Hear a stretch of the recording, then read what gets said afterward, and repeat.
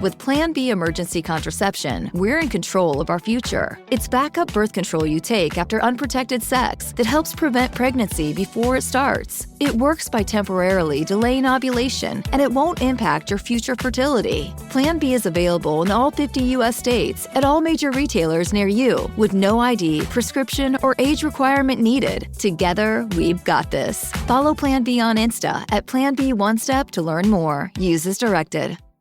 This week on Let's Talk About Mental Health, I'm talking about balance, why finding balance is so important for your mental health and well-being, and how to make it happen. So let's get talking.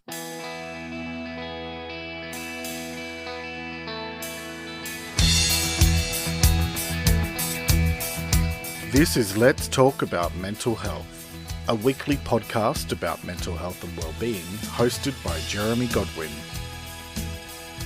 Let's talk about mental health, because the more we talk about it, the easier it gets. Hello and welcome to episode 14 of Let's Talk About Mental Health, the weekly podcast full of practical advice for improving and maintaining good mental health and well-being. I'm Jeremy Godwin. Thank you very much for joining me. This week's episode is Let's Talk About Balance. I'll be talking about how finding balance in all areas of your life can serve to improve and maintain your mental health and well-being, and I'll be discussing how to work through the struggles often associated with giving up things that throw us out of balance. So, let's talk.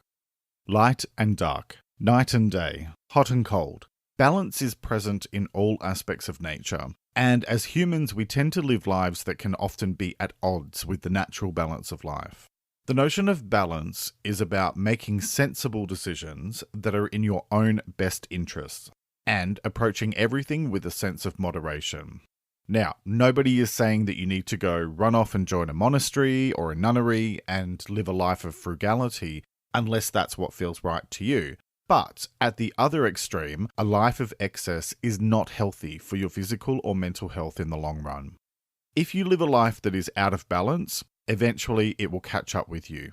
You will burn out or make more and more mistakes that cause issues for yourself and for people around you, or you will cause damage to your physical and mental health. It might take weeks or months or years, but eventually it will affect your long-term health and happiness, which is why it's important to know if you're out of balance so that you can then do something about it. How do you know if you're out of balance?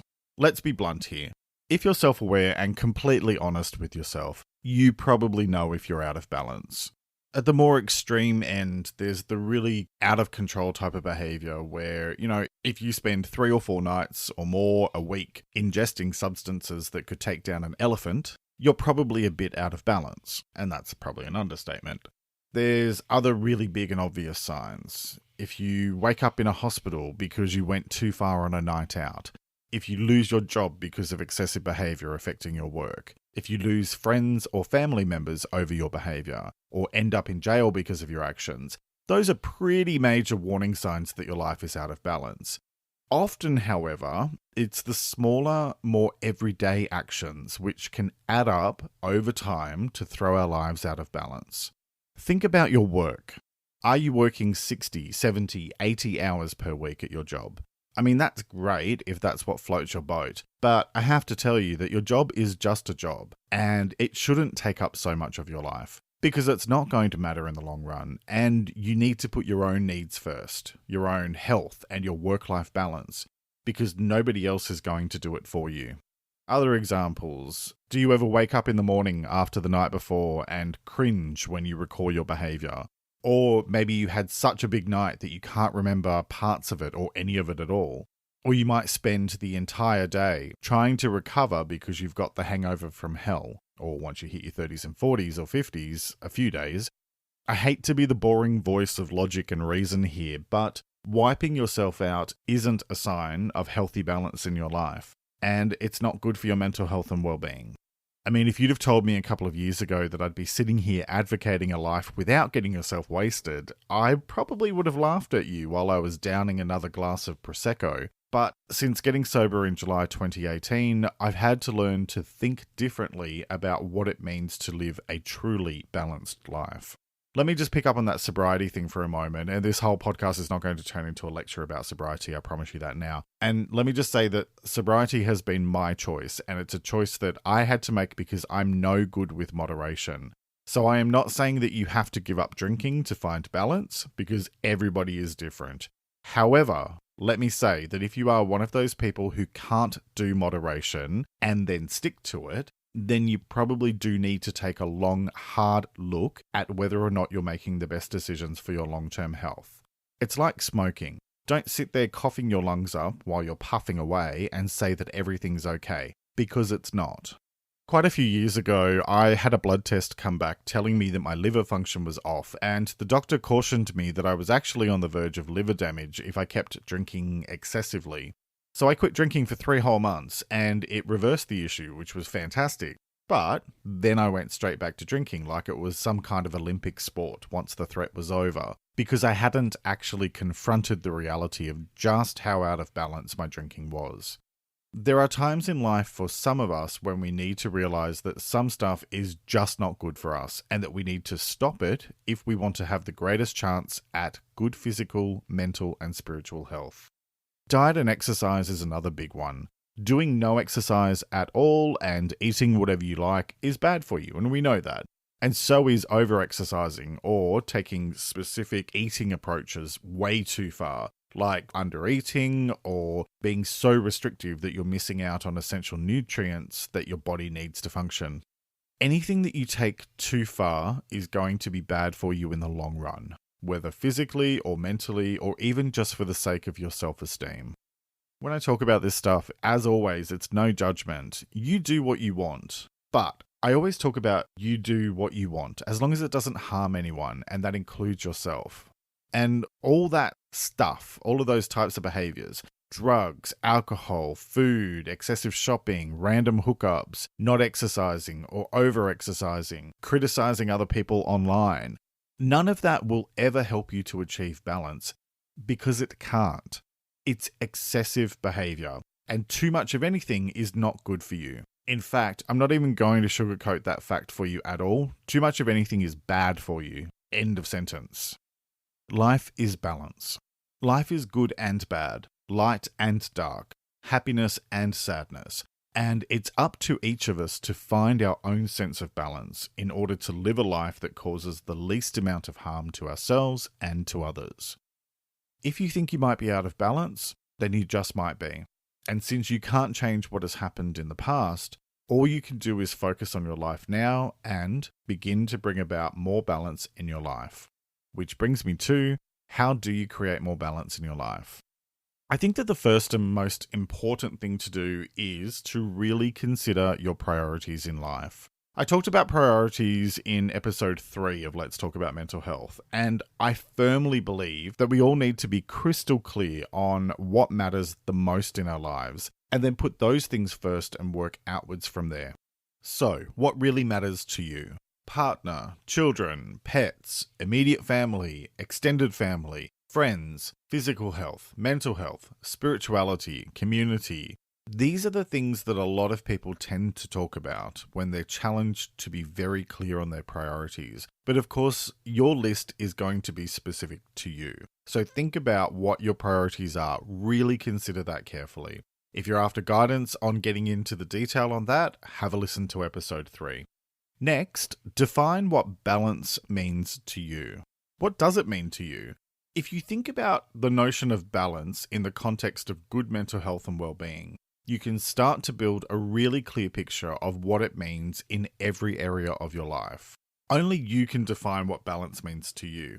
Having said that, it's about incorporating things that are in your best interests and do the least harm to yourself and other people. So don't be telling me that drinking 16 bottles of wine a week is your definition of balance, because let's be honest, that's not balance, that's alcoholism. So be brutally honest with yourself. Now, once you clearly understand what balance means to you, take a look at your life as it is now and ask yourself, where are there imbalances? This is again where you need to be brutally honest with yourself. We can sometimes tend to shrug things off or downplay just how out of balance we might be in certain areas of our life. And that's human nature, and it's because we're trying to protect ourselves. Or even more likely, it's because we just don't want to change, because change is hard. If you know deep down inside that you're feeling out of balance, it's time to confront that cold, hard fact. At this point, it's not about judging yourself, it's about self-awareness. Now consider, what can you do to correct any imbalances in your life? Again, only you can identify what's going to work for you. And I'm pretty sure that you don't need me to point out that if you're overworking, then you need to get your work-life balance in order. Just like you don't need me to tell you that if you're partying nonstop, then you probably need to get your shit together. What it all boils down to is this. What is more important to you? Having a blast or improving and maintaining your mental health and well-being? Because there comes a point where you can't have everything, and you need to choose between one or the other. Finally, it's up to you to do the work to address areas of imbalance in your life. If you need help to do that, then get help. But accept the fact that nobody can do it for you. It's up to you to do it, and that takes willpower and effort and hard work. But if it's important to you, then you can make it happen, and you will make it happen. Giving up the things that throw us out of balance is a monumental challenge, and it's often not just something that's easy to do once and be done with it. It takes time and daily effort, and you might take 2 steps forward and 1 step back, or you might take 1 step forward and 3 steps backwards. But ultimately, it's about making a clear decision to change because you know that the things throwing you out of balance are doing you damage in the long run. It's very rare for anyone to be able to just snap their fingers and be done with whatever it is that's causing damage or that's throwing them out of balance. Instead, you need to break things down into smaller steps and take it one day at a time. I used to smoke, and when I first quit smoking back in 2013, I didn't think about it as quitting so much as I thought about it from the perspective of getting through each day without a cigarette, until eventually it was just the new normal in my life. Life doesn't always have to be about sweeping changes. Instead, it can simply be about taking small steps towards your goals. And if it's proving to be a challenge to make changes, then get help because you don't have to go it alone. As you continue onwards, choose to make balance a priority in your life. Balance doesn't just happen. If you want harmony, you have to actively choose harmony. So it's up to you to make decisions every day that incorporate balance into your life. Work and play, rest and responsibilities, friends and family, indoors and outdoors. We all have responsibilities and we all have desires, and finding balance involves doing what you need to do and doing what you want to do in equal measure. We've all got to pay those bills, but nobody said that you had to abandon your general life satisfaction to keep the lights on, so take steps every day to create more balance in your life. A few general tips that I'd like to give you around balance. First, consistency is important, but it's not just about repetition. So balance the notion of creating consistency in your life with trying new things. That way it doesn't feel like it's Groundhog Day every single day. Listen to your body and your mind. If you're constantly tired or bored or demotivated, something is out of balance. Be disciplined, but flexible. Don't just set a rigid amount of time every day to do specific tasks and think that you've got everything together on the balance front, because that's not how it works. Discipline means being committed to getting the important things done. It might be submitting that piece of work on time and without a last-minute rush, or paying your bills before they're due. These are all things that are important to keep your life flowing, but you need to have some flexibility around it. So if it's not done by 10 a.m., it's probably not going to be the end of the world, as long as it gets done on the day that it needs to be done. That last-minute rush thing, when I was studying at uni a couple of years ago, and in fact I'm just about to go into some postgraduate studies around positive psychology, one of the things that I'm determined to avoid happening this time is, in my last degree, I was notorious for writing papers 24 hours before they were due. And part of it was because of the anxiety, because I was so overwhelmed by everything. I just couldn't bring myself to function with it. And unfortunately, though, what happened was, by leaving everything to the last minute, I ended up making it even worse than it needed to be. So it's about finding that balance. It's about being able to say to yourself, I get that I'm not in the headspace to do this right now. However, This little bit of work here, these small steps, these small actions towards what I need to achieve, if I can do that now, if I can do that with some flexibility balanced with discipline, I'm going to make life a little bit easier for myself in the long run. That's a whole other subject, procrastination. I'll have to deal with that one at some point in the future. And that sounds like procrastination because I've just put it off till the future. But we'll deal with that later. Okay, back to my general tips. Practice self-care regularly. It's a really important piece around keeping yourself in balance, and I covered the notion of self-care in episode 6. So if you'd like details on how to approach that, have a listen to or read that episode at the website, letstalkaboutmentalhealth.com.au. One of the balance things that I think keeps coming up in today's podcast is around all of these things that sort of tie into having fun, drinking or whatever that a lot of us tend to do when we're out with friends or having a bit of fun and whatever. And what I suggest to you is have fun, but have sensible fun. I mean, I know it sounds a bit boring, but is it really? I mean, what's more important? Wiping yourself out or feeling like a human being, especially the morning after the night before? Anyway, I'd also suggest say no more often, or if you're not prone to saying yes, then say yes more often, depending on what you need for more balance in your life. Sometimes we can take on too much, and other times we can take on too little. Life doesn't just happen by accident. If you just sit at home in your room or staring at the television, life's not going to happen. So get out and do things, but also be comfortable with saying no when you need time for yourself. And finally, and I say this one about 50,000 times a week, take things one day at a time. You're not going to make sustainable changes overnight. Make incremental changes every day, and slowly but surely, you'll see bigger changes emerge in your life. Keep the notion of balance front of mind in everything that you do, say, and think, and you will be more inclined to make it a priority.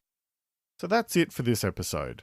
To wrap up this week, here are a few points to consider. Number 1. Balance is a choice that you make, one that involves making life decisions that don't harm yourself or others. Number 2. If you want to improve and maintain good mental health and well-being, you need to find balance in all things. Balance is steady, sure, and moderate, and it avoids excess of any kind. And number 3. Creating balance is a choice, and it doesn't have to involve sweeping changes overnight. Simply take the time to set your priorities in order and then make small decisions every day that align with those priorities and improve your sense of balance. As always, I'm going to close out with a quote that I'd like to encourage you to reflect on and consider what it means for you. This quote is from Albert Einstein, and it is, "Life is like riding a bicycle. To keep your balance, you must keep moving." Let me repeat that. Life is like riding a bicycle. To keep your balance, you must keep moving. Alright, so, to summarize, balance is a choice that we make to approach life with a sense of moderation, because extremes and excess can lead to extreme consequences.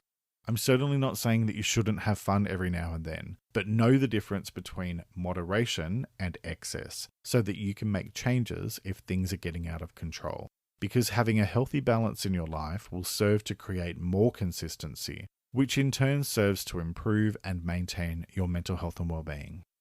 Thanks for listening to this episode. I hope it gave you some useful, practical advice on the subject of balance and mental health. If you enjoyed it, please take a moment to leave a 5-star review on your preferred podcast platform. Reviews are important because they help other people to find the show. Next week's episode will be loneliness. I'll be talking about the negative effects that loneliness can have on your mental health and well-being, and different things that you can do to improve it. I hope you'll join me for that episode, which will be released on Monday morning Australian time. On Friday, I'll be sending out the next issue of the Mental Health Talk newsletter, which is a weekly roundup of articles and resources that are focused on good mental health and well-being. You can find that and past episodes of Let's Talk About Mental Health at the website, which is letstalkaboutmentalhealth.com.au. That's letstalkaboutmentalhealth.com.au. And you can also sign up there to have new posts delivered to your inbox. Find Let's Talk About Mental Health on social media. I post additional content daily on Instagram, Facebook, and Pinterest at LTAMHofficial. That's LTAMHofficial. Have an absolutely fantastic week. Look after yourself and make a conscious effort to put kindness out into the world, because what you put out comes back to you. Take care and talk to you next time.